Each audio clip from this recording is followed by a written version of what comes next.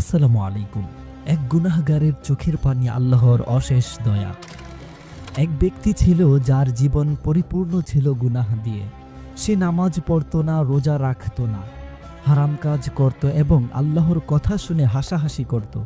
হঠাৎ একদিন এক গভীর রাতে সে তার ঘরে একা বসেছিল। চারপাশে ছিল নীরবতা।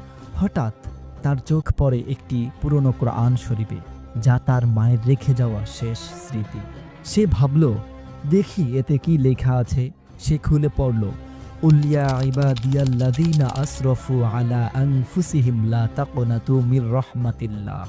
বলো, হে আমার সে বান্দাগণ যারা নিজেদের উপর সীমা অতিক্রম করেছ, আল্লাহর রহমত থেকে নিরাশ হইও না। সূরা আয-জুমার ৫৩ নম্বর আয়াত। এই আয়াত পরে সে চমকে উঠল। তার চোখ দিয়ে অশ্রু ঝরতে লাগলো। মনে হলো যেন আল্লাহ তাকে বলছেন, তুমি ফিরে আসো আমার কাছে, আমি তোমাকে ক্ষমা করে দেব। সে তখনই সিজদায় পড়ে গেল। কাঁদতে কাঁদতে বলতে লাগলো, হে আল্লাহ, আমি তোমার দরজা ছাড়ার কোথাও যাব না।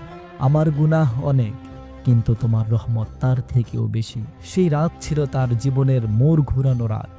সে সব গুনাহ ছেড়ে দিল, নামাজ পড়তে শুরু করলো, সৎ পথে চলতে লাগলো।